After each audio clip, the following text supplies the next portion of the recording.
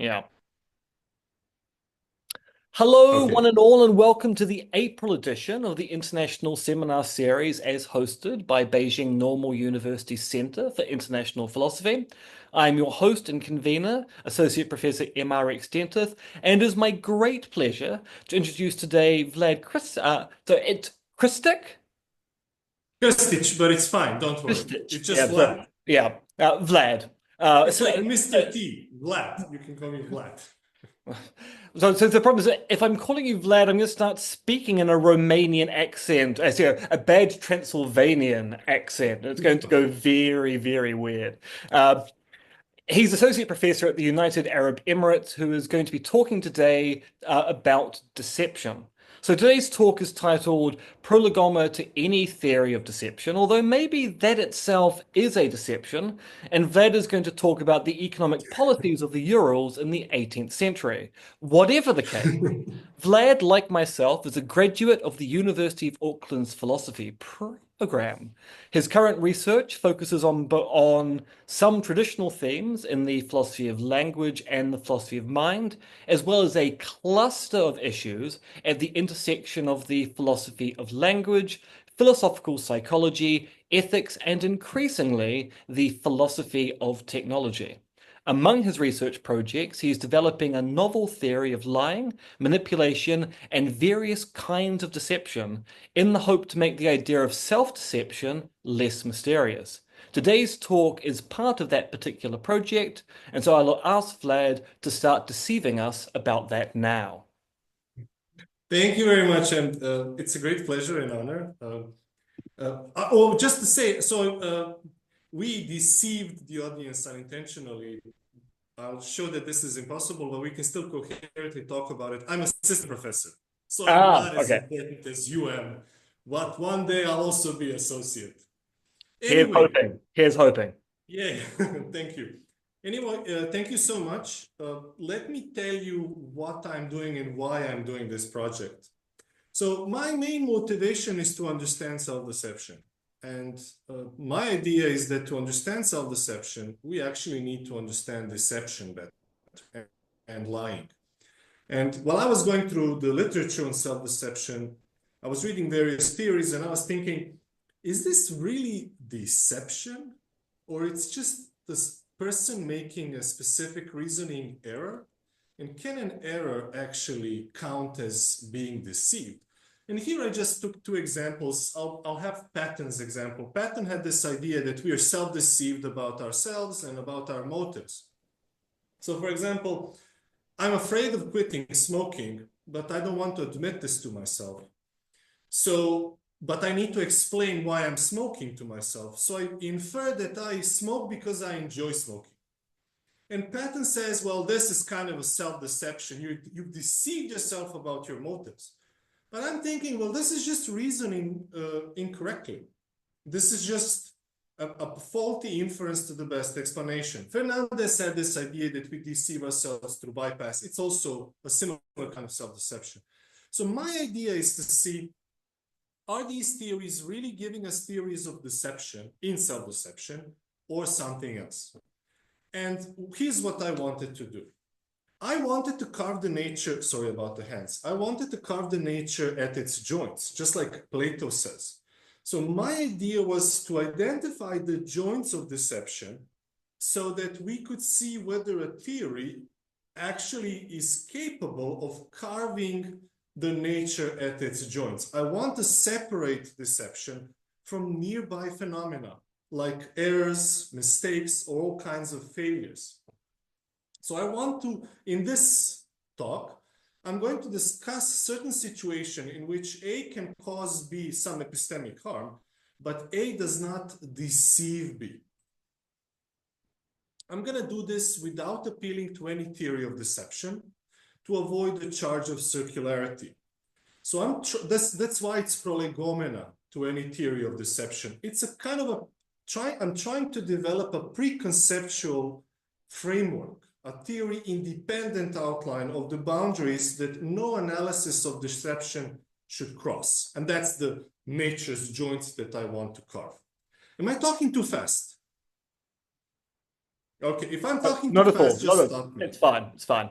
Okay, it's kind of difficult in these online meetings to gauge the audience. So if I'm talking too fast, please just interrupt me. Okay, so I've told you the motivation. I want to be able to separate deception from nearby phenomena so that we could know how successful our existing theories are. My principal assumption is that everyone will agree with my premises. And in fact, we already have two most important pillars of this framework. The first is Plato's dictum. And the second one is that misleading by accident or by mistake should not count as deception. Actually, pretty much everybody who analyzes deception is going to tell you, you know, the most fundamental task of any theory of deception is to eliminate misleading by accident and misleading by mistake from deception. So everyone agrees on this, but not everyone realizes that misleading by accident and misleading by mistake are two different things. And that mistakes, accidents, and errors all depict different things in reality. Even though when you look at the dictionaries, if you go to thesaurus is going to list these things as synonyms, but they're not synonymous. And the first person to discuss this was John Austin. In his A Plea to Excuse, he says that, you know, accidents, mistakes, and errors are three different things. And he says an accident is something that happens by coincidence, by chance, something random, something caused by an external factor. Okay, I said it, it's happened by chance. Mistake is when I do something wrong. Mistake is an action or event, that's actually my explanation, that departs from a goal one is aiming to achieve in acting as one does. So an accident happens, mistake is something that I make. I don't make accidents. An error is when something strays. So an error is when you deviate from your path. Mistake is when you go wrong. An error is when you deviate. A deviation from accuracy or correctness, that's a dictionary definition. To err is to fail to adhere to some relevant standards. So it's like failing to satisfy certain standards. So we have like this basic idea of what should not be identified. So accidents happen, whereas I make mistakes and errors occur. Okay, so this is an accident. So this guy wanted to take a picture of one lamp, he like bent and he knocked over the second lamp. It's an accident. He's not gonna say I made a mistake. He's not gonna say this was an error. He's gonna say, I'm so sorry, this was an accident. This is a mistake. I don't know whether you can see it. I have audience in this. Oops, sorry. So when I say 2 + 2 is 5, I made a mistake.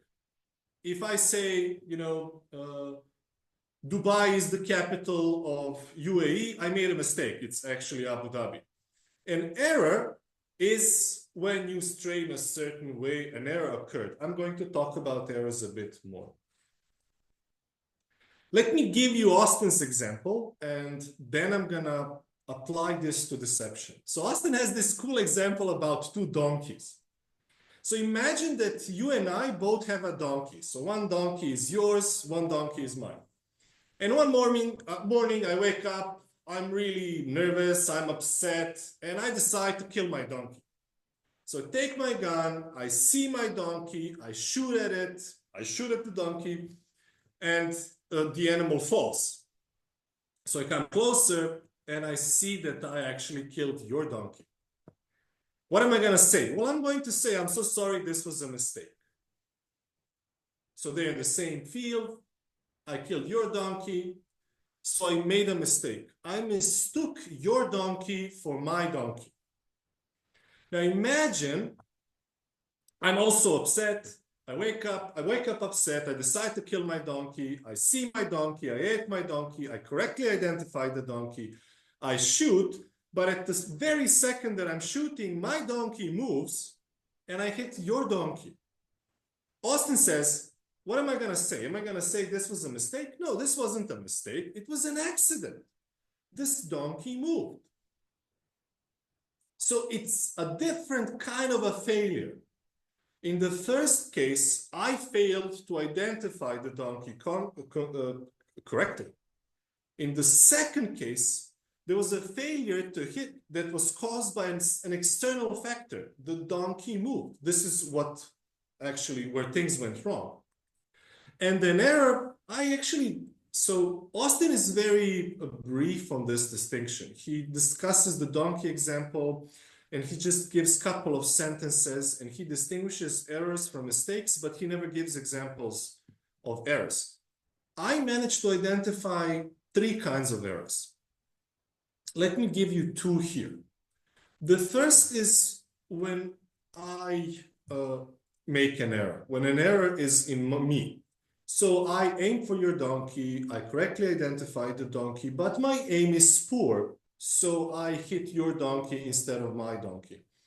In this case, I made an error. But the error could also be in my gun. So when I was in the army, they made us, they made you do target practice. You were target practicing. And they just gave me a rifle and I was shooting and I was always hitting to the right. And then there was this guy, he was like a gunsmith or something. He came and he said, your gun is actually swerving to the right. The aim is not properly gauged. So he kind of calibrated it and then the rifle was doing well. So an error can also be in the gun. If the gun sight was off and I kill your donkey, I did not make an error, but your donkey was still killed by an error. So we have 3 different kinds of failures. How does this apply? Any questions? Is this okay so far? Okay. How does this, do I have, okay, yes. So this is how this preliminary taxonomy should work. And then I'm going to apply it to deception. So accidents, mistakes, and errors are all some kinds of failures. Accidents are external and mistakes and errors are internal failures. When I say external, I mean that the cause of the failure is external to the relevant causal chain. My donkey moving is not part of the causal chain of me shooting your donkey. It's not what is a part of this chain. So the causal chain is like my bullet leaving and, my pulling the trigger, the bullet leaving. But my donkey moving is not part of that chain. It comes from the outside. Internal failures are failures that are part of the chain. My misidentifying your donkey for my donkey is part of the causal chain that causes the death of your donkey. Okay. I have more slides. No. Okay. Now I'm going to apply this to deception. So this is Sydney. Imagine that I tell you that Sydney is the capital of Australia. You're going to say, okay, Vlad is trying to trick me. But what if I believe that Sydney is the capital of Australia and I tell someone that the capital of Australia is Sydney? So, for example, I read it in a poorly written tour guide or maybe a bad book in history. If I do this, I don't deceive you because I intended to inform you. What I do is I cause you to believe a falsehood by mistake. I made a mistake. I mistook Sydney for the capital of Australia. I mislead you, but I do not deceive you. I mistook your donkey for my donkey. But say that I believe that Iraq has weapons of mass production, but that I misspeak and I say that Iraq has weapons of mass destruction. I think that George Bush wanted to say that Iraq has weapons of mass destruction, and he said that they have weapons of mass production. This is misspeaking. So, okay, Iraq has weapons of mass production, yes. This is an error. I did not make a mistake. This was not an accident. I misspoke. Misspeaking are errors, linguistic errors, like killing your donkey due to poor sight. So I just misspoke. But this is not all. there are different kinds of errors. There's what I called system error, error in the system, and error 404. So what would be a system error? A system error is an instruction that is either not recognized by an operating system or is in a violation of the procedural rules. So system error results in no input, like me trying to shoot your donkey and my gun just blocks. And here's an example of misleading by system error. Maybe a month ago or a month and a half ago, I called my wife on the phone. And my phone, so when I was calling her, the phone was ringing, and it was ringing and ringing, and she didn't pick up. And it was really important for me that she picks up, but she didn't pick up. So when I went home, I told her, why didn't you pick up? I was calling you, it was important. And she said, your phone never rang. And then she checked and she saw that she got a text message that she has a missed call, but there was no missed call in her log. This was a system error. So the system caused me to believe that my wife was like not paying attention to her phone, even though she's always with her phone. So I was misled by a system error. The system failed to, function the way it functions. There's also an error in the system. An error in the system is when the system used for communication strays. It's like the gun's poor sight. And I have two examples here. For example, maybe this one is easier. I don't know how much I'm talking. I've been talking for 15 minutes. Imagine that SAT system scoring somehow is flawed. So someone is doing some calculations and there's an error in this calculating matrix and all the results end up incorrect. We would be misled about who did how well in the SAT, but we wouldn't be deceived. This was an error in the system. So an error in the system causally contributes towards our false beliefs. I also have this example with spies, but maybe I don't want to bother you. I don't want to talk too much. What's error 404? Error 404 is when a server cannot find the requested resource. So the thing that's supposed to connect A and B cannot find B. Here's a simple example. In Shakespeare's Romeo and Juliet, Juliet comes up with this plan that she's gonna drink this thing that's gonna make her look dead. And then she sends a courier, it's not a courier, messenger to Romeo. Now in the original story, the plague is there and the courier cannot leave Verona. But imagine that the courier leaves Verona and he's trying to find Romeo and he cannot find Romeo. If the courier cannot find Romeo, Romeo comes to Verona, sees that Juliet, Romeo is gonna be misled by an error. It's gonna be an error 404, Romeo not found.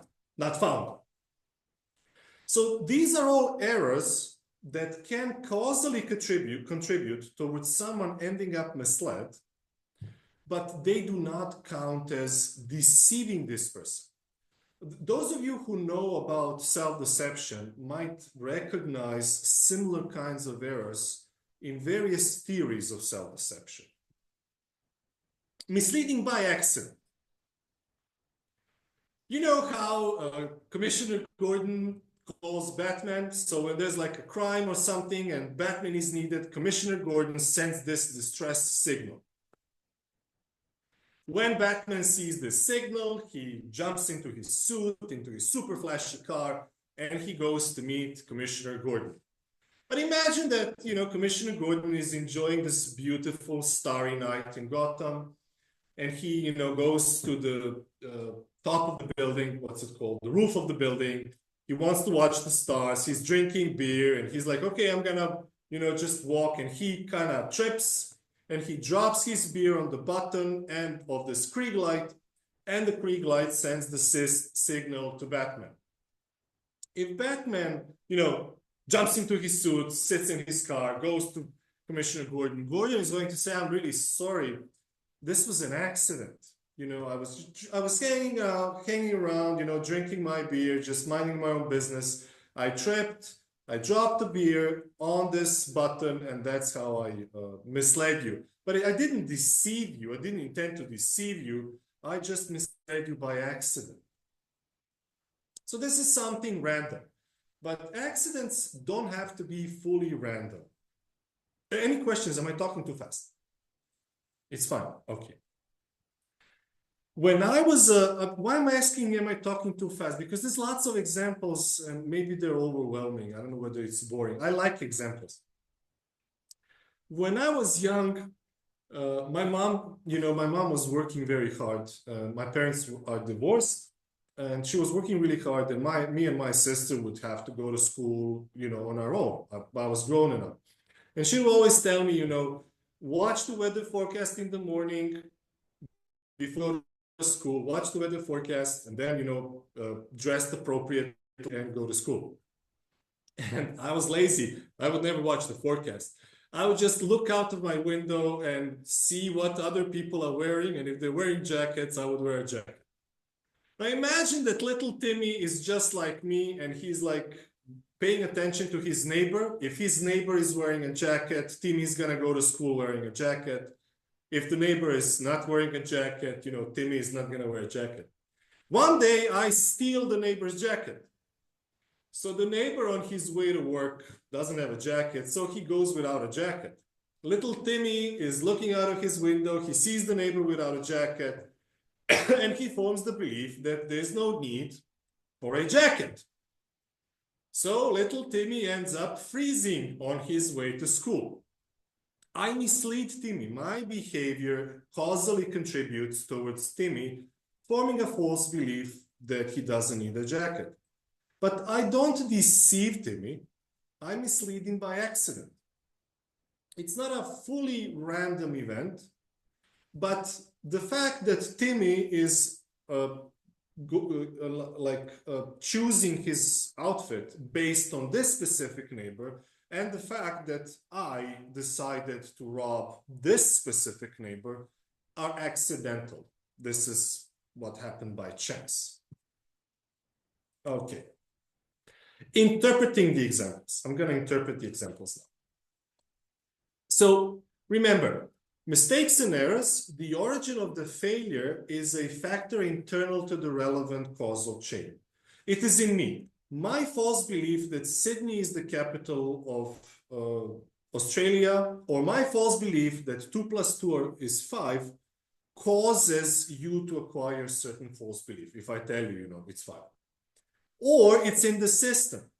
The system strays or the system fails to recognize the instruction. So something within the causal chain prevents us to acquire true beliefs. Accident, we have an external factor. A factor that is not part of the relevant causal chain is responsible for the consequence. So the thing on which Commissioner Gordon tripped, coincidence that connected my stealing the jacket and Tommy, the vase the guy was looking at, remember, I think that the vase example is a good example. Look at the vase example. So this vase here on the left is in no way connected to this event here causally. It just comes from the outside. What causes this vase to be toppled down and broken is the guy's butt hitting the stand. That's the causal chain. But the thing that caused the causal chain came from the outside. Okay. Misleading by accident. Okay. And when I kill your donkey by accident, the reason is that my donkey moved. We can coherently use the term deceive for each of these cases. So in my forthcoming book on self-deception, I discussed the distinction between accidents and mistakes. I didn't have time and space to go into too many details here. And the reviewer said, but we can coherently talk about these cases as deception. And this is true. We can coherently use the word deceive in these cases. I can say, oh, I hope I didn't deceive you when I told you that Sydney is the capital of Australia. I was just, if I, in hindsight, realized that Canberra is the capital of Australia. However, this communication is coherent because we use the words in different meanings. I'm just going to pay attention to the time, sorry. Deceive here means cause you to believe a falsehood. What I want to say is, I hope I didn't cause you to believe something false. Causing you to believe something false is necessary, but it's not sufficient, or to make your credences less accurate, is necessary but not sufficient for deception. I can say my memory deceived me, but memory is not an agent that can deceive. What I'm doing is I'm personifying the process that resulted in me acquiring a false belief as an action of an agent who deceived me. Or if I say, my eyes deceive me, my eyes don't deceive me. They just, fail to correctly present something that I'm seeing. So when we look at Muller-Lyer illusion, and the bottom line looks longer than the upper line, my eyes are not really deceiving me. They're just failing. My brain is actually failing to see the difference. So we can talk about these things as being deception, but this is figurative speech. Okay. So far I was talking maybe too fast about failures that Austin gave us, and I was refining his taxonomy. I was trying to give a more detailed analysis of what he just briefly mentioned in this paper. But while thinking about Austin, I kind of realized that maybe there is a broader spectrum of failures that shouldn't be qualified as accidents, mistakes, or errors, but that also shouldn't be captured by our theories of deception. So I'm going to give you some of my own, I think, candidates for these joints that any theory of deception should avoid. The first I call suboptimals. Why do I call it like that? There's this is a Serbian, Croatian, Bosnian movie made maybe 15 years ago. It's called Red Colored Gray Truck. So the guy on the right or on the left, the guy behind the steering wheel, he ran out of prison and he stole a truck. The truck is red, but the driver cannot see colors. So he thinks that the truck is gray. Now imagine, he goes into a bar and he's talking to someone, and this person says, so what you're doing in life? And he says, oh, I'm just a truck driver driving around Bosnia, blah, blah, blah. And they ask him, okay, so how does your truck look like? And he would say, well, it's a gray Mercedes truck. If this were to happen, this guy would mislead the interlocutor about the color of the truck, but he wouldn't deceive him. It's not a mistake. When I mistakenly believe that Sydney is the capital of Australia, when I falsely believe, maybe mistakenly is appropriate way linguistically, but not, I think, conceptually to say it. When I falsely believe that Sydney is the capital of Australia, I make a mistake by trusting a certain source. But this guy doesn't believe that his truck is gray by mistake. This is what he sees. He doesn't refer on his belief by mistake. So it's not a mistake that he believes that the truck is gray. It's not an error. An error is when something strays. So I have a capacity that functions properly, and then at a certain point it strays. But in this case, he never had the capacity to see this color. So I call this a failure, internal failure of suboptimals. He has a suboptimal capacity. It's not a mistake that the belief is false. So okay, so it's not a mistake, it's not an error. It's a suboptimal capacity. When there's a system error, it means that the system systematically functions normally, and then at a certain point, it's kind of strained. Oh, yeah. Fault in the means. I like this example between Sexton and Paul Revere. So Sexton and Paul Revere had this, they were expecting an attack by British Army, but they didn't know, this is American Revolution, but they didn't know whether the British are going to come by land or by sea. So Sexton and Paul Revere had this idea, if they're coming by sea, it's going to be 2 flashes, and if they're coming by land, it's going to be 1 flash. Now let's put this in like 21st century, and let's say that Sexton has like a battery, like a flashlight. There are 2 kinds of fault in the means: malfunction of the means and death of the means. So imagine that they're coming by sea and that Sexton needs to send 2 flashes. So he sends 1 flash and he then wants to send another flash, but the button breaks or something like that, you know, or wire something, and he cannot send a second flash. In this case, he's going to cause the revolutionaries into believing that the British army is coming by land when they're coming by sea. He's going to mislead them, but he doesn't deceive them. This was a fault. So the system was malfunction. So important, okay. But there's also death of the means. So imagine that he, you know, sends 1 signal and then he wants to send another one, but the battery dies or the lamp dies. In this case, you know, it's not an accident that the battery died. It wasn't struck by lightning.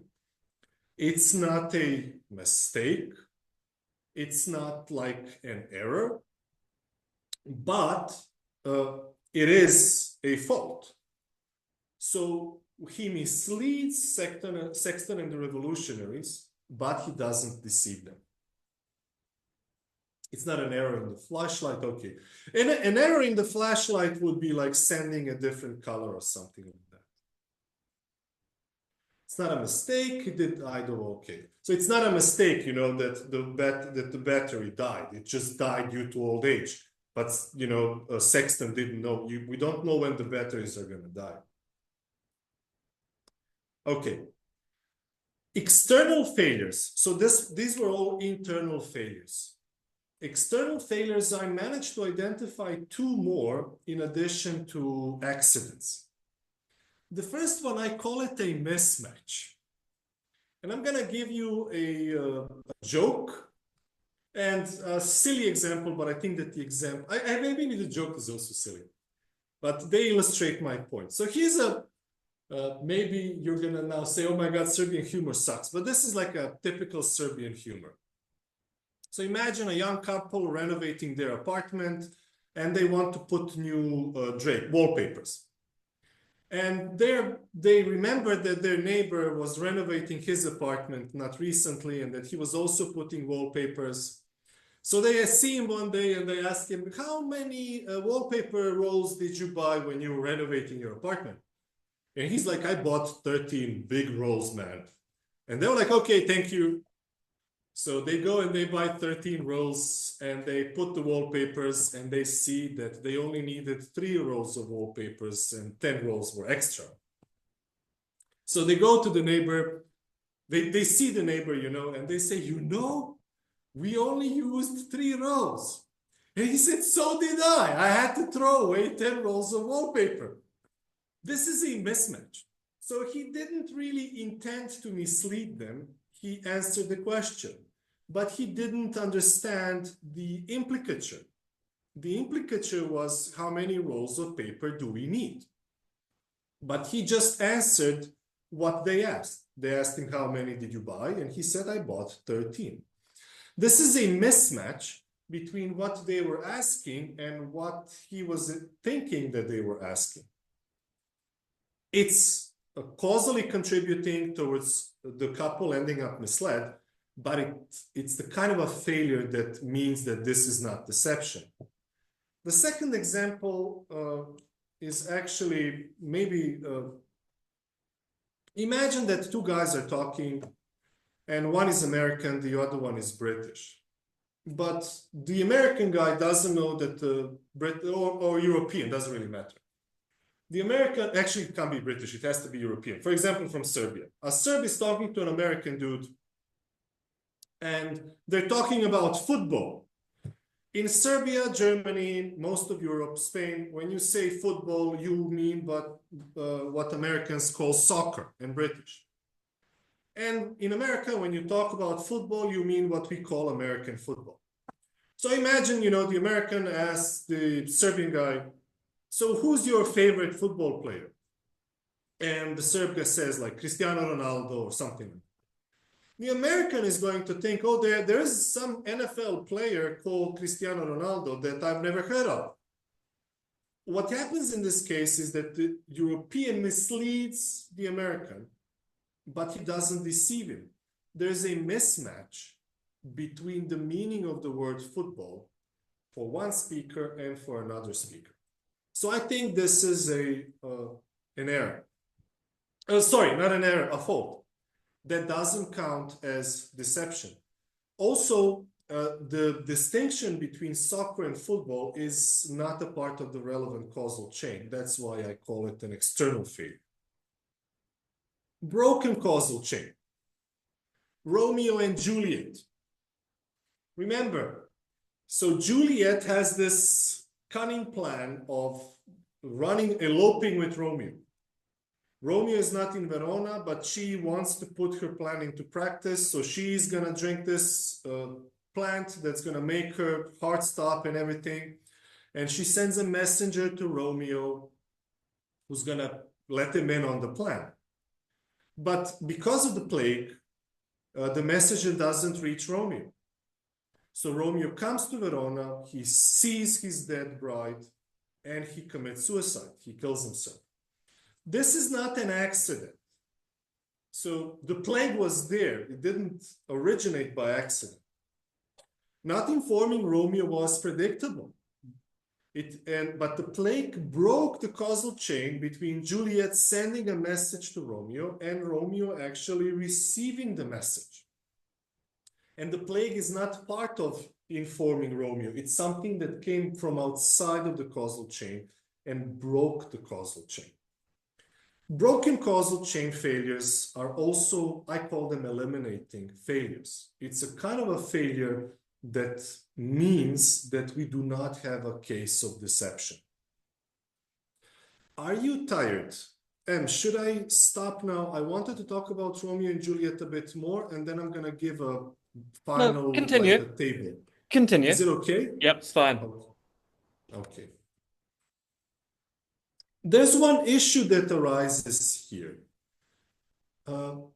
If Romeo was misinformed as a result of a failure, then Romeo wasn't deceived. But I don't think that Romeo wasn't deceived. Let me give you an example. There is this snake called western-nosed hog, western-hogged nose snake. Some nose, some hog, I'm very sorry. Snake. When this snake sees a predator, the snake is first very aggressive in trying to scare the predator. And if it's not working, the snake fakes a seizure, like, and then it dies.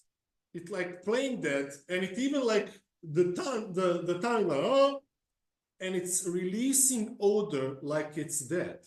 So the snake plays dead. What is the cause of this? The result that the snake wants is deterring predators. What is the function of the snake's playing dead? It's to mislead. How does the snake deter predators? By misleading them. The predators should think that the snake is dead and leave. But what if I walk past the snake and I see the snake and I think that the snake is dead? The snake misleads me as well. Even though I'm not a predator, I'm not going to try to kill the snake. Is this deception? Yes, because the function of the snake's behavior is to mislead, and it misleads me. When a politician lies on national television, he lies in order to mislead anyone. He's not targeting anyone in particular. Oh, I want to mislead this guy, this guy. No, he's aiming to mislead anybody. Deception doesn't need to have a specific target. Juliet's behavior has the same function. The function of Juliet's playing dead is to mislead anyone who comes to see her. When Romeo comes to see Juliet, he is misled. Is it an accident? No. Is it a mistake? No. Is it any kind of a failure? No, because that was the function of Juliet's behavior. So how can I then make peace with the fact that there's this failure, broken causal chain, that contributed causally towards Romeo being misled, but keep the idea that Romeo is the victim as a victim of deception? Even though Juliet misleads Romeo by a failure, misleading Romeo is not a failure. The function of playing dead is to mislead, and it misleads. Juliet's behavior performs its function perfectly. So where is the fault? Misleading Romeo was not a complete failure. That's my explanation. What does this mean? Juliet determines all factors necessary and sufficient for anyone who sees her to end up misled. What she fails to determine are additional factors that are necessary and sufficient to make sure that Romeo is not misled. So Juliet doesn't fail to engage in deception. She fails to preempt all consequences of her behavior. Her failure is a failure to determine these later factors, the factors that are responsible for misleading Romeo. But this is irrelevant. She didn't fail to mislead everyone who saw her lying dead. So what, I messed up this slide here. Okay. Let me try to explain it. Let's compare Juliet with Gordon's misleading Batman. I'm so sorry that this didn't, I don't know why this didn't disappear. I messed up the slide. Remember Gordon. He trips and falls and sends a misleading signal. He did not plan to trip or fall or send a signal, nothing like that. But Juliet plans to play that, and she fails in respect to only one part of her plan. She doesn't fail with the most important part of the plan. Consider me killing my donkey by accident. The donkey moved, and so I kill your donkey. But this doesn't affect the nature of my behavior. I did intend to kill a donkey. I just killed the wrong donkey. I just aimed at killing a different donkey. So I succeeded in killing a donkey, but failed in killing my donkey. So it's not a complete failure. I didn't fail to kill a donkey. I just failed to kill the right one. The same was with Juliet. She succeeded to mislead the person who entered to see her. She just failed to mislead the right person, and she misled the wrong person. So I think that the Shakespeare's example is important because it helps us distinguish an organism causing something by failure and this thing's actually being a failure. I can cause something by accident, I can cause something by mistake, but something can be a mistake, it can be an accident. In this case, Juliet misleads Romeo by accident, by a failure, but misleading Romeo wasn't a failure. And this is my last slide. I just didn't put arrow 404. For some reason, I couldn't add it to this, so I just left it. So we have failures, we have external and internal. This is what I managed to identify thus far.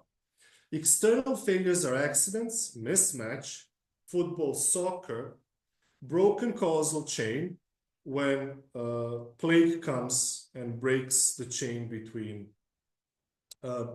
informing Romeo And we have fault in the means. We can have death of the means when my battery dies or when my flashlight malfunctions, or actually sextant. And internal failures are mistakes, errors, and suboptimals. Mistake is when I falsely believe that Sydney is capital of Australia. Suboptimalness is when a guy sees a red truck of that it's gray. And error, we have a system error when the system stops functioning. We have error in the system when the system's trace gives us incorrect results. And we have error 404, which is when the system fails to connect two things.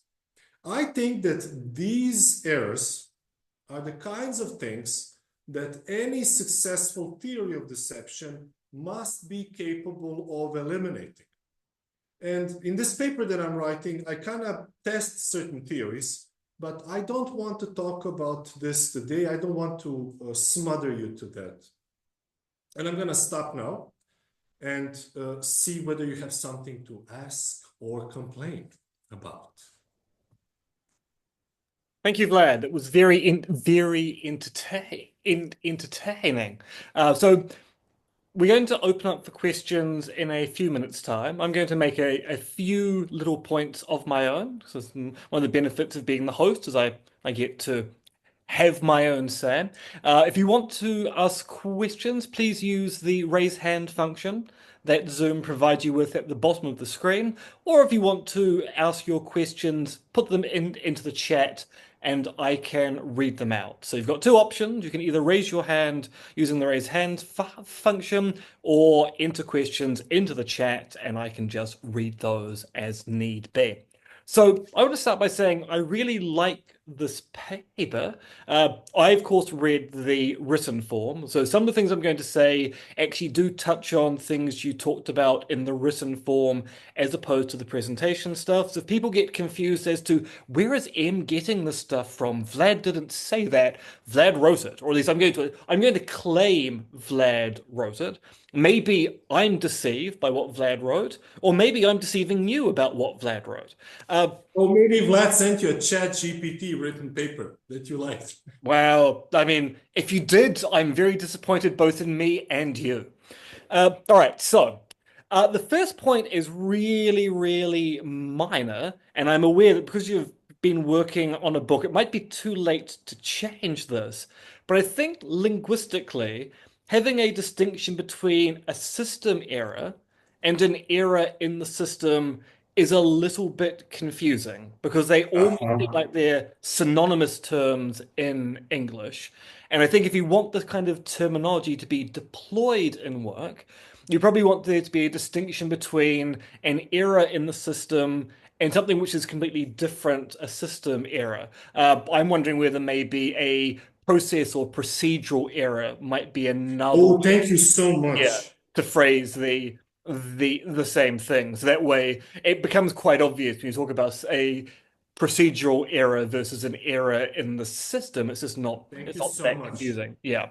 All right, so that's a really minor point. A more substantial point. So I think one thing which would be useful to stress in this project is that your project here, at least in this paper, seems to be one about tracking responsibility for deception. And I come from this to a large extent because of my interest in the conspiracy theory literature, asking questions about who is responsible for this conspiracy versus am I being conspired against ends up being a really vexed issue in this literature.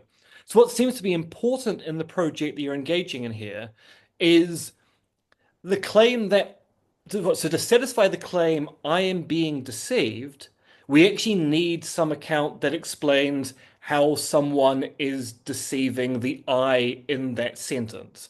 So it's not sufficient to say I feel I've been deceived. You actually need an account of saying I am justified in feeling I've been deceived because deception has occurred. And I say this because I put my conspiracy theorist hat on here, and there is this worry here that conspiracy theorists of some stripe seem to see conspiracies where they don't exist, So if we want to distinguish between an inference to a conspiracy theory as being the best explanation, as opposed to an inference to a conspiracy theory being an example of the just so fallacy, then you need to satisfy some argument that there is a conspiracy here and you've found evidence of it. And so, what I like about your paper and the way it kind of connects to the literature which I've been working in is that deceptive success is not necessarily about people being deceived, but the actions of deceptive agents here. I think that's where the Romeo example ends up Yep. being really informative because Romeo is deceived, albeit inadvertently. It was never Juliet's intention that Romeo be deceived, but Juliet was engaging in deception and therefore Yep. Romeo is a victim of her deceptive success, even though it's not actually the success that she wanted. We can still place the responsibility of his death on, well, she did deceive him. She didn't mean to, but that's actually not really important. The important Yep. part is Yep. the deception. And Yep. so it places a really good emphasis on who is responsible for deception. And in the written version of the paper, you very briefly mention at the very beginning the whole disinformation and misinformation debate. And I think this ties in quite nicely here because the problem with disinformation isn't that people are disinformed by disinformers and become misinformed. The problem is there are people out there producing disinformation. It's not enough to then go, well, people need to engage in more critical thinking skills. They need to have a better media literacy. I mean, that solves some of the issues of disinformation. But the real responsibility for people being disinformed are disinformers, not people being disinformed and then becoming misinformed. And I think the other thing which is interesting, and this is now going into the bit where you didn't cover in the talk, but I'll mention it briefly here because I think it's actually quite interesting. I think what you've talked about here actually has a really interesting connection with the biological accounts of plant deception that you talk about. So I think one of the issues we often have when we talk about deception is that most accounts of deception are about intentional agents intending to do X or Y. And most people are going to say, well, plants don't seem to have intentions in the same way that human beings do. But of course, if we're just tracking responsibility, intentions don't really matter in the same way that Juliet's intention to deceive her family but not to deceive Romeo isn't really material for the fact that Romeo is still deceived by what Juliet did. So I think it actually gets around a whole bunch of potential objections people Yep. have with discussions of the plant deceptive stuff. So yeah, I really like what you've done there. So I just want to end my little diatribe here with a kind of lingering question because I put my conspiracy theorist hat on and I haven't actually removed it yet.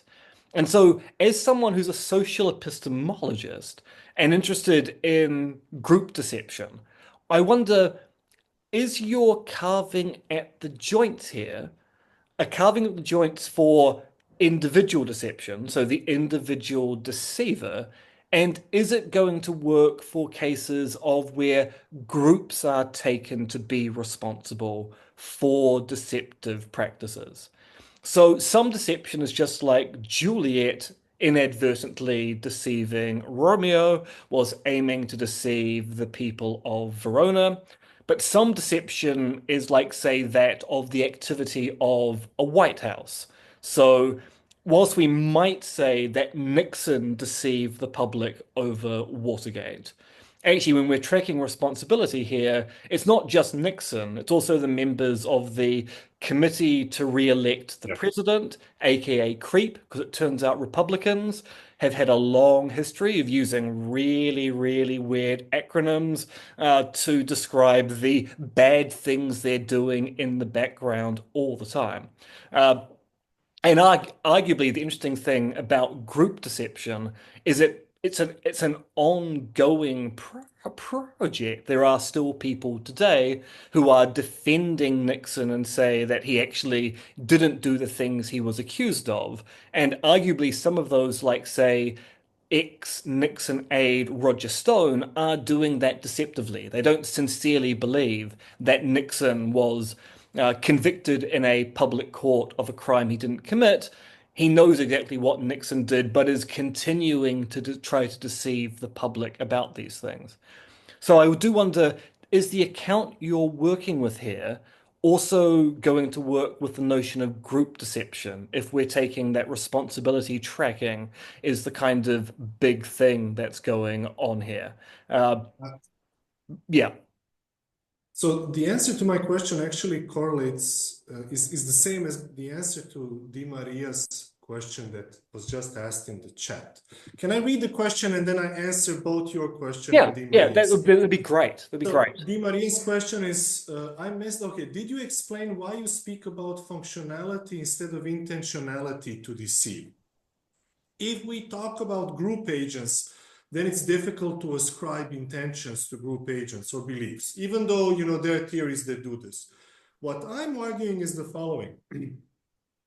I'm arguing that intending to deceive even in interpersonal deception is not necessary for deception, and that you don't even need to intend a specific agent. And that's not only me, Rudnitsky and two Polish authors, I forgot the last names. They argue that you can intend to deceive anybody. But let me tell you, my proposal is the following. I think that human behavior, just like animal or plant behavior, can be captured by a suitable functional description. By suitable functional descriptions, so plural. So I don't have to intend to mislead you insofar as the function of my behavior is to mislead you. I have a paper published in Journal American Philosophical Association. I think I published it like last year or a year before that. And in the book that's going to come out now, I discuss various examples. Let me give you one example. The example is about sexual signaling, but I'm not a maniac. Or one of the reviewers said, like, your examples are like, well, it's the examples that pass the peer review process. So this example is good because it's really obvious what is going on. So in Renaissance Venice, people used to dilate pupils by using belladonna extract. Belladonna is this plant which is basically a poison. So ladies, Venetian ladies, would literally drip this poison into their eyes so that their pupils would dilate. Why were they doing this? It turns out that these dilated pupils were considered to be the height of beauty in Renaissance Venice. So women would dilate pupils to look prettier.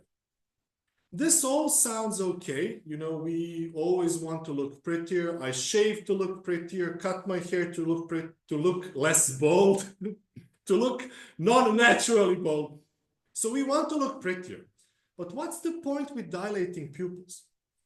Recent studies discovered that people's pupils dilate when they see someone that they find sexually attractive. Women's pupils dilate more than men's. So dilated pupils are a signal that the person is sexually interested in you. The studies also discovered that men are more attracted to dilated pupils than women. And then, the theory, the explanation is that this actually helps men not to avoid mating opportunities when they can. Whereas females prefer a moderate sexual attention because they don't have to fight for it. So what we have here is the following. Dilating pupils makes someone look prettier because it causes a misleading impression that the person is sexually receptive. So if I'm in Renaissance Venice and I'm looking at a woman and I find her attractive because her pupils are dilated, it's because my brain registers that she likes me. So I like her because she likes me. But that's not true. She doesn't like me. She just wants to be pretty. Is she engaged in deception? Well, she obviously doesn't intend to mislead me because she lives in Renaissance and the studies that discovered this connection are like 20th century, late 20th century. So she doesn't know that she is misleading. She thinks that she's improving her appearance. But does this mean that she is not engaged in deception? No. The function of dilating pupils is to cause the misleading impression. And only by causing the misleading impression, the person looks prettier. So we have a functional description that tells us that someone is engaged in deception, even though they do not intend to engage in deception. I think that intending to deceive is not necessary for human deception. It's good if you're intending to deceive, then it's obviously that you're engaged in deception. But also if the function of your behavior is to mislead, then you're engaged in deception. The same applies to group agents. If the function of the behavior of my group is to spread misinformation, then we're spreading disinformation and we're all actually engaged in deception. Even if I personally, I'm not acting in order to deceive, I'm not knowingly intending to deceive, as long as the function of my behavior is this and I'm a part of this group, then I'm engaged in deception. Does this answer both questions?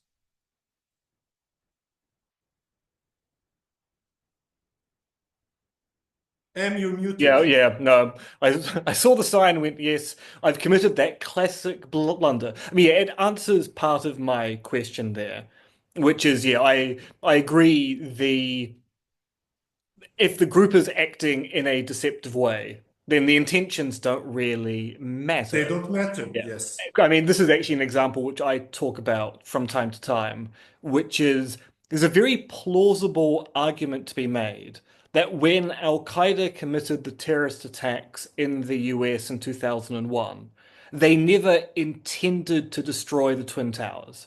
As far as anyone was aware, the Twin Towers would be able to withstand planes flying into them, and it is quite probable Al Qaeda simply intended to perform an attack on mainland America to demonstrate to the US that they are not immune from terrorist activities by outsiders within their own country. And when the Twin Towers fell down, the members of Al Qaeda probably went, that wasn't quite what we intended there. America's reaction's probably going to be slightly larger than we were anticipating. But it doesn't really matter whether that was their intent or not. The act of engaging in that conspiracy is what produced a particular result. So, yeah, intentions, I think, as kids say on the internet, are magical, but not particularly informative. Joe has a question, or has a hand to comment on Al Qaeda theory. Joe, take it away. Hey, I appreciate that. Hopefully you can hear me. All good? Yep. On an alternative device, and so I'm okay. Cool. So hey, yeah, thanks, Vlad and Em. Always a pleasure and always insightful. And so there's two things. One, I really appreciated your pointing to Austin's discussion from a plea of excuses on he distinguishes between mistakes, accidents, and errors. But interestingly, I was going to point out that there was, I can't remember if it was lecture two, three, or somewhere in that range from Sense and Sensibilia when he's talking about deception and its overlap with obviously sensory modalities. But in a lot of ways, as you might expect with Austin, it's driven by kind of language. And one of the things he says in there, if I remember correctly, is there's a distinction between being deceived by something like my petrol gauge versus being deceived by my crystal ball, right? Wherein one we kind of sensibly or understand being deceived by a petrol gauge, and then on the other hand, like to contrast that with a case where we just aren't kind of having this deception given the crystal ball issue. But anyway, just thought I'd kind of point that out. That's not really my question. My question is this, because I've thought about this example a couple times, and I wondered whether or not, on your view, Vlad, that it would be at the very least some kind of case of misleading or deception. And the example kind of happens to me quite a lot, and I don't know why this is, but wherever I end up, usually in a country with which I'm unfamiliar or a city with which I'm unfamiliar, people ask me for directions. And while I attempt to give them the correct directions, it's not always the case that I do so. And so I was wondering, in the instances when there's two kind of instances I'm interested to hear a little bit more from you about, is that uh, when I give the directions to someone and they happen to be wrong, um, even though I intended not to mislead them, is it the case that under those circumstances, the way that you've kind of played it out, it strikes me that it would be misleading them, for one. And then for two, if I happen to give them the right directions, the correct directions to get to wherever they need to go, um, that seems kind of like a case of self-deception, but I'm not certain how to kind of unpack that. So I'm just kind of curious to hear more from you on on that case in particular, on those two cases in particular. So if you give directions and you think that they're correct directions, but they're wrong, then that would be misleading by mistake in my account. So you have misidentified the wrong directions for the right directions. But when you give the correct directions, that would then be like stabbing at the answer. Are you stabbing at the answer, or you're like, you think it's the right answer and you just happen to be correct? Yeah, I think it is a stab, so to speak. But would we be able to distinguish between sort of making a stab at something versus just getting it correct? And I kind of wonder what the distinction would be there.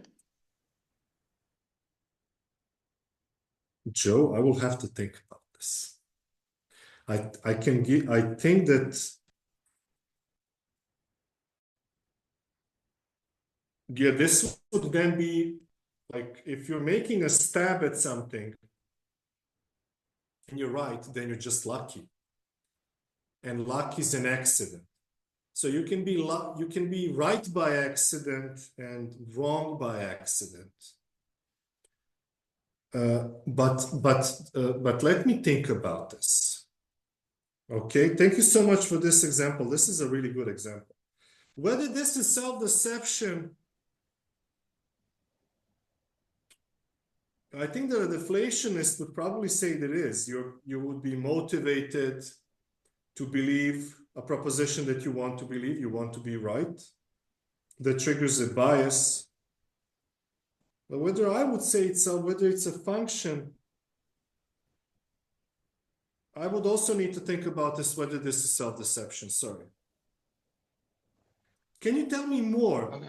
Can you tell me more about your motives for doing this? Why don't you say, oh, I don't know? Yeah, good. Yeah, so oftentimes I will admit to the person making the query, I'm not from here, right? I don't live here. Um, and then I'll go on to say, I believe it's this way, so that I can kind of, um, how should you say, release myself from any form of Yeah, responsibility for giving them the wrong, the yeah, right. you had a proviso. Yeah. Yeah, exactly. Um, yeah,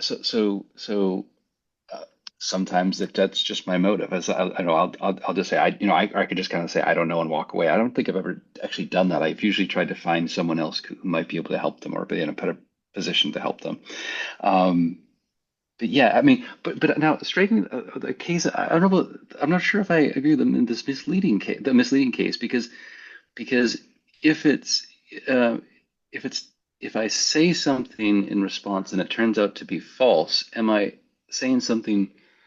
Um, am I am I just is it just accidentally false, right? In the sense that maybe I'm vaguely familiar with the geography of the town, and my thought is, oh, it's on, X is on the north side of the city. I know that going down this road is heading towards the north.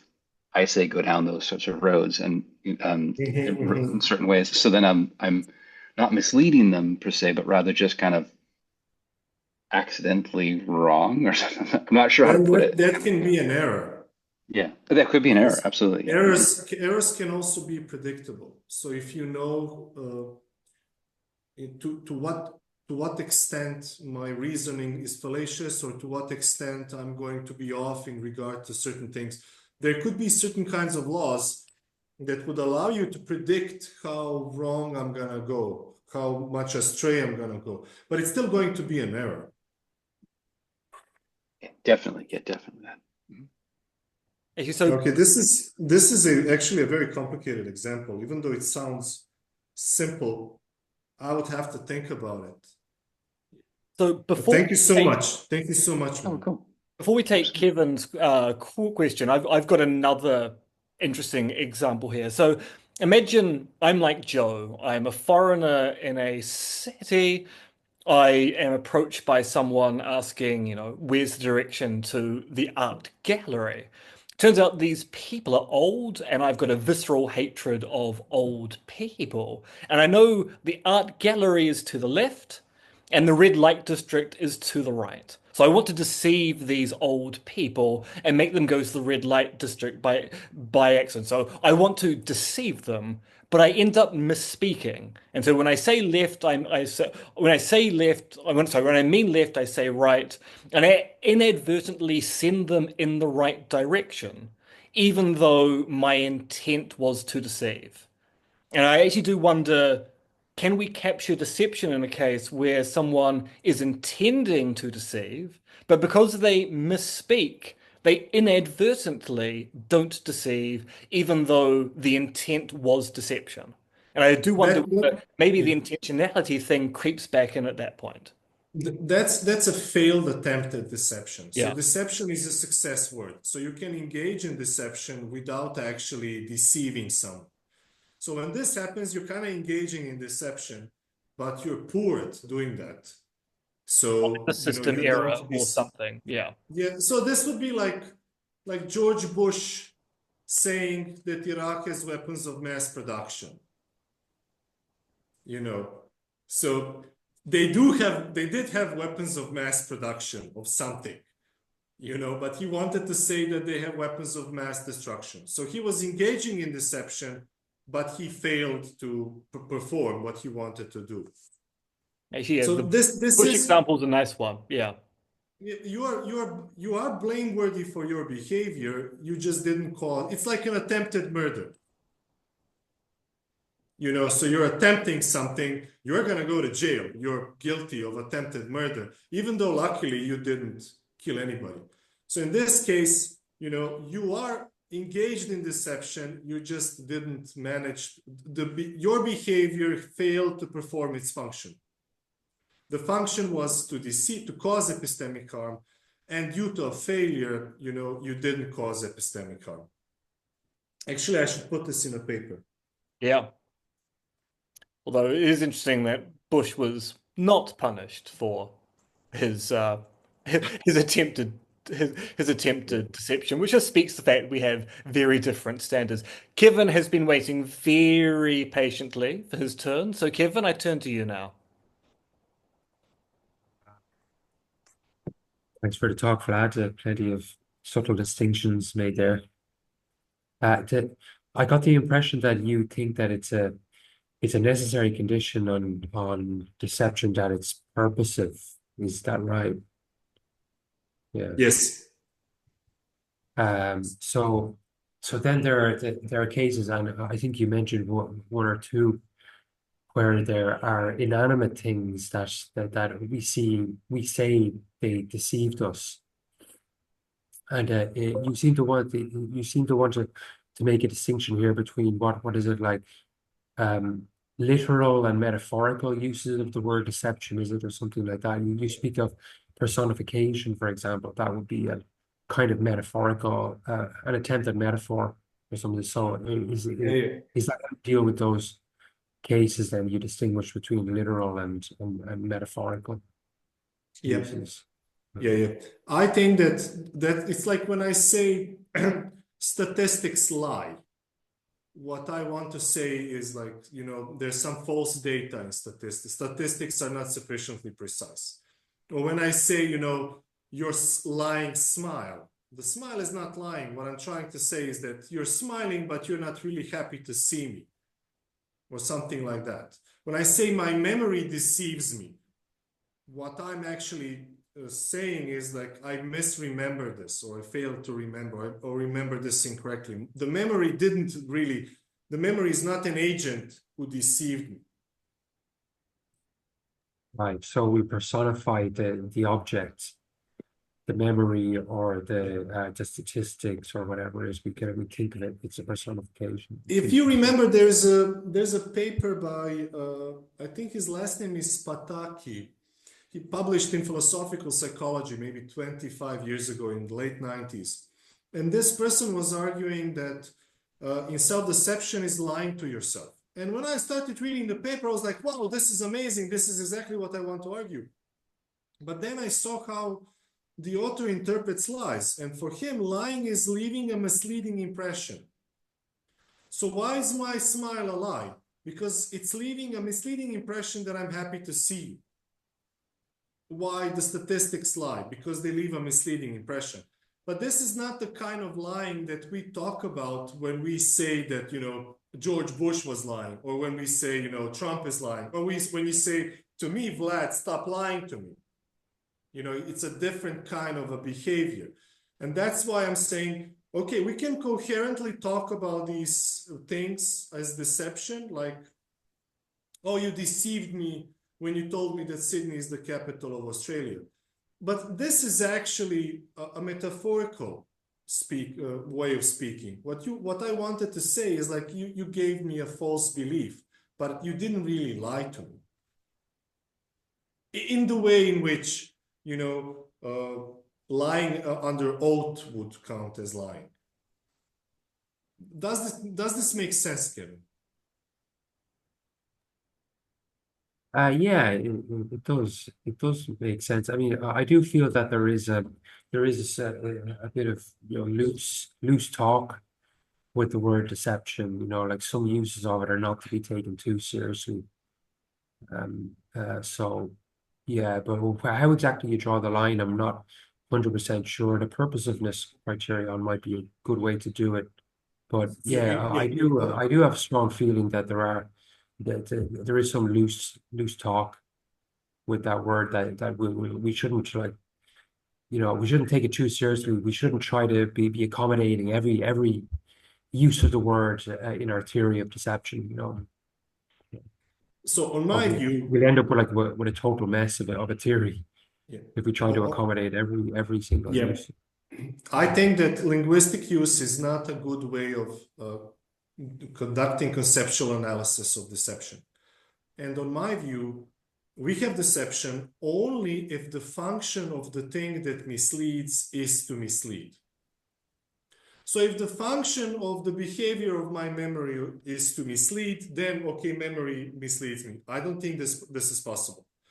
If the function of playing dead is to mislead, and playing dead misleads, then we have deception. But if I'm an actress in a play playing Juliet, and I'm playing dead, and someone walks by and thinks that I'm dead, then this is not deception because I was acting. The function of my behavior was not to mislead. The function of my behavior was to entertain. So that's how I distinguish deception from other phenomena.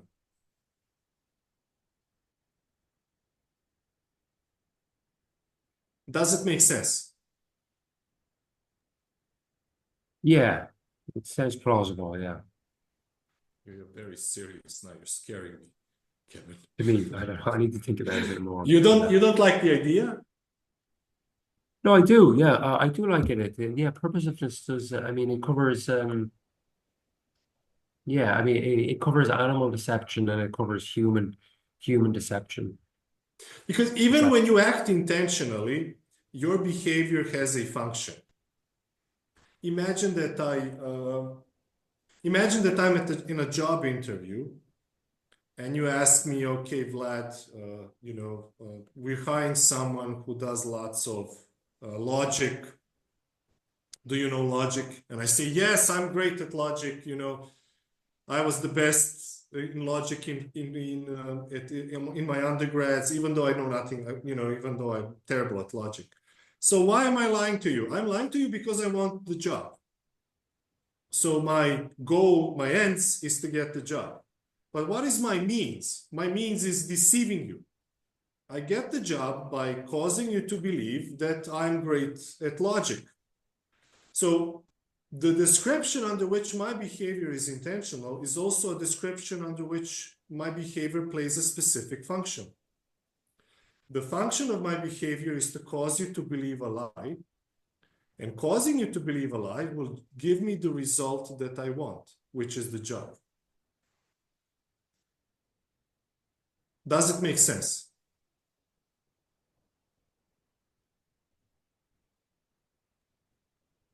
Uh, yeah.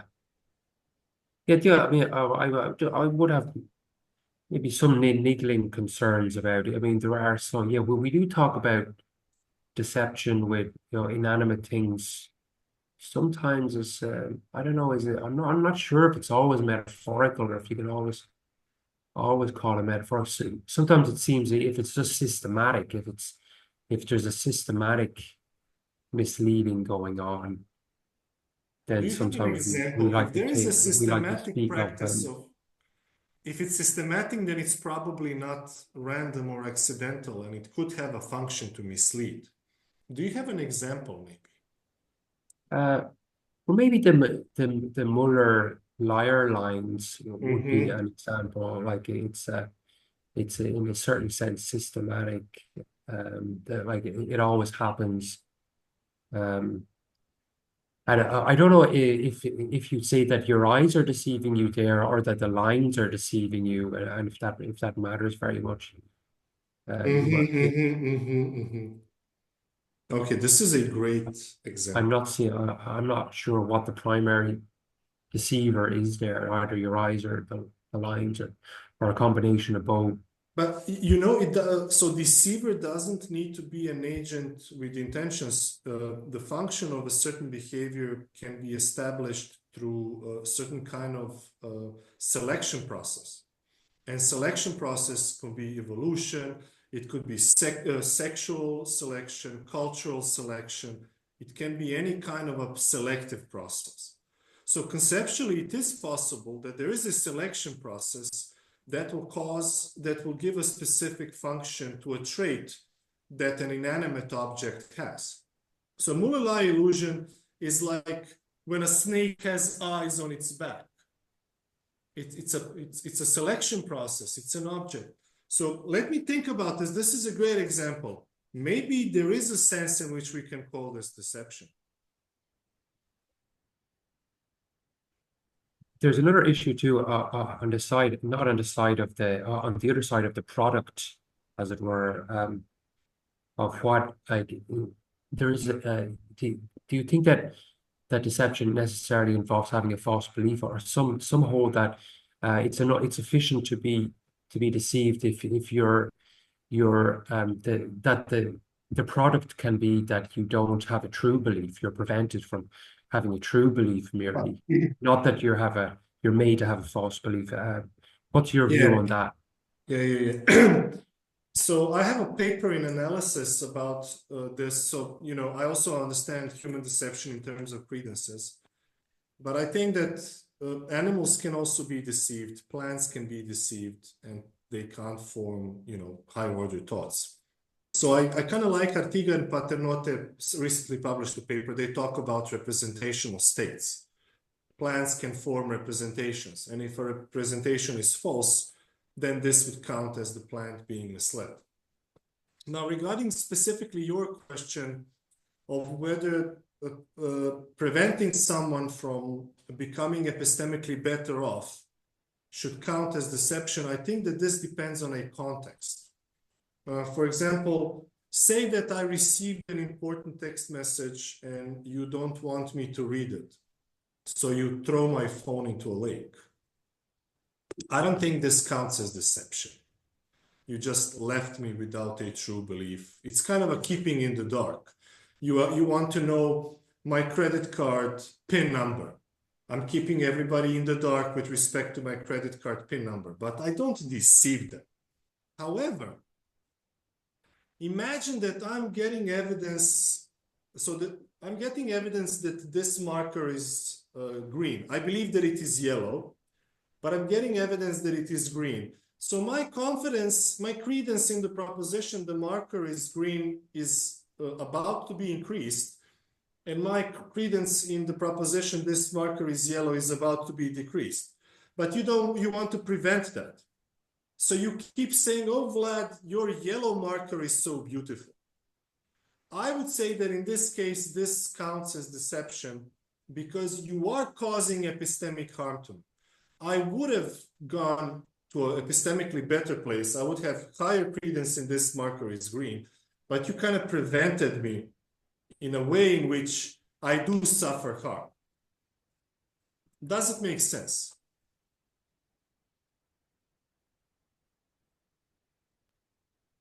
What was the case?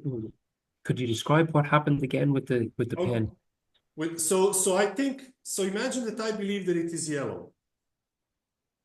And, you know, I'm getting evidence that the marker is green.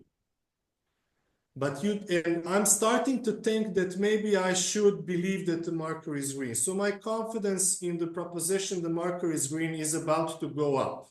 I'm going to be more confident in this proposition. But you want to prevent me. So you start telling me the marker is yellow. So what you do is you prevent me from increasing the credence in the true proposition. And I think that in this case, you do count as deceiving me, even though my credence in the proposition didn't change. Does it make sense?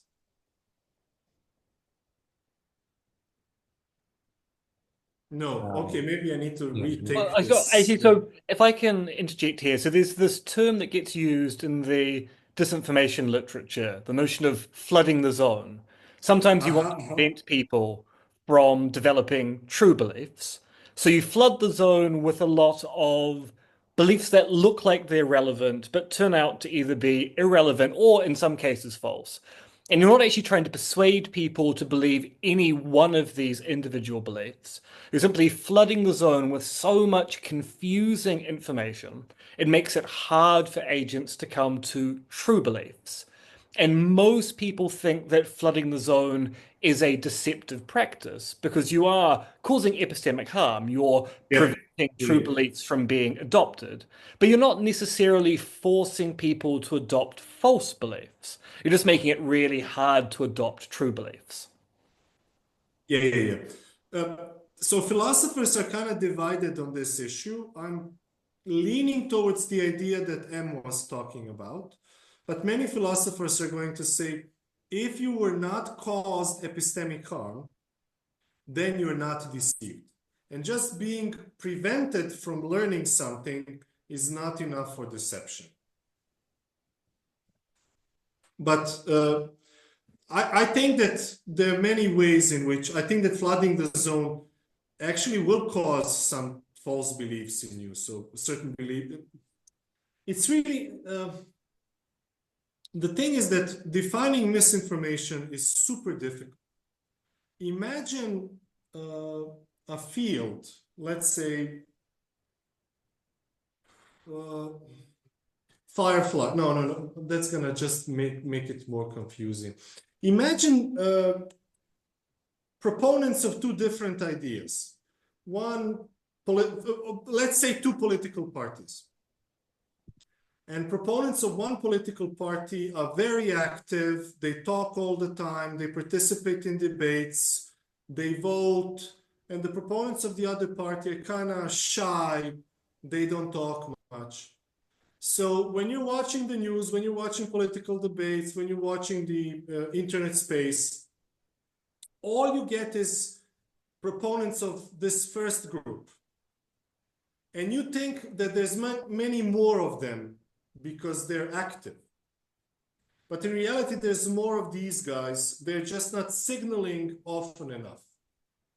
So is this information or misinformation? Levy argues that, this is like true information because I'm signaling what I really believe. But people are misled about how many of us there is. So it's kind of difficult to determine whether epistemic harm has been caused or not, and whether it was caused in the relevant aspect, in the relevant sense. I am still not clear on how to properly understand epistemic harm and misinformation. And actually, I say it in the book.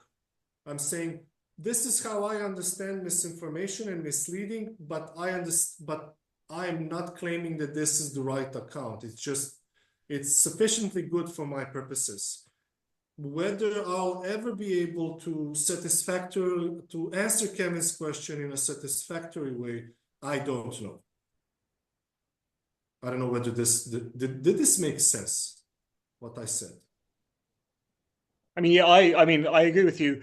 Passing out what we mean by epistemic harm. In the same respect, passing out what we mean by ethical harm is often quite difficult. Yes. Yeah. So I think that Neil's paper, he wrote it with one of the guys that was at the conference. This really Keith Raymond Harris and Neil wrote this paper. I don't know whether they published it. I read it, and they had this idea. It's just that. So it's the same. So imagine a meadow with fireflies. Fireflies use lights for sexual signal, and every species has its own color. So imagine there's like a firefly A has green color and firefly B has yellow color. And there's 50 fireflies, there's 100 fireflies B and 50 fireflies A. But fireflies A signal 4 times in a minute and fireflies B signal 1 time per minute. So you're going to think that there's 400 fireflies A because they're going to signal 2 times more in total than these guys. And Neil and Raymond are saying, this is a true signal. I'm sexually receptive. That's a true signal. But when we're looking at the meadow, we think that there's 2 times more of this just because they're signaling much more often, when in reality, there's more fireflies of this kind. I'm not really sure that they say this is not misinformation. I think it's misinformation. So the signal is accurate, but how do you say it in English? The repetition of the signal is giving a misleading impression about the agent sending the signal. Yeah, I mean, I'm aware of this paper. I haven't actually read it myself, but I seem to know an awful lot of people who have reviewed it. So, yeah, I share some of the same concerns from what I've been told, having not seen the actual text. I like the paper. I think it's a good paper. I also think that it is possible to mislead by communicating information. I think that you can manipulate people and deceive them. I mean, the concept of malinformation, where you tell someone something true, but you change the phrasing or the intonation, can also lead to quite misleading account. Yeah. But you don't even need to do that. Imagine double bluffs. Augustinian double bluffs is. So double bluff is like, you expect me to lie. So I know that you expect me to lie.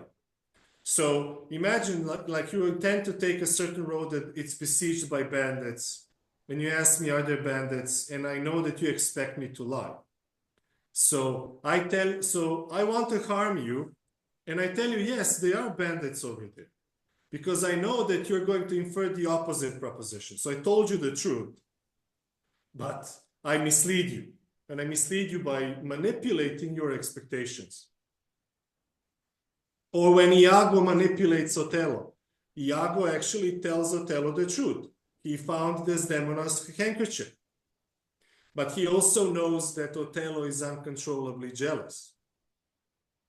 So he actually misleads him by giving him actually, but he lied about Cassio wiping his beard with it. But we can even imagine that Cassio found the handkerchief. It wouldn't change much, because what does all the heavy lifting in this case is Othello's jealousy. Yeah, yeah. I mean, for a good example of a double bluff, if you go to YouTube and look up Carrot in a Box, it's a Okay. segment from a British game show, and it's an amazing piece of double bluffing. It's also hilarious at the same time. So yeah, sometimes telling the truth when your opponent expects you to be deceptive is one of the best ways it's one of the best Yes. ways to deceive someone. Have you seen the movie Little Big Man with Dustin Hoffman and Faye Dunaway? No. Oh, you have to. It's like 3 hour long movie, and in the movie, he spent his life with Indians. It's a really good movie, and he's like a guide for General Custer, and Custer is asking him, are there many Indians there? And he says, there's so many Indians there, they're gonna kill all of you. And Custer says, okay, so you're an Indian lover, so you're lying to me. So there's not many Indians there, I'm gonna go. So, he tells them the truth, basically. He's double bluffing Custer. It's a really good movie. Little Big Man. Little Big Man. All right, I'll put it on a Little list. Big Man. With Dustin Hoffman and Faye Dunaway. It's an old movie. Oh, there's a question in the chat. No, I just think it's Thank you, someone. Di Maria. Yeah, yeah, this is someone saying thank you for the discussion. And I will also say thank you for the discussion. This has been a great discussion. I was expecting this talk to, as I said, to be about economics in the Urals in the 18th century. So I do feel somewhat deceived by what's gone on here. But I think what happened as a result of that deception has actually been a great time had by all. Thank you so much for coming, guys. It was super fun to do this. Yeah, Honestly, great talk, great I'm talk. very And yeah, honored, great, and I great miss you questions as guys. well. Yeah, thank you so much. Thank you.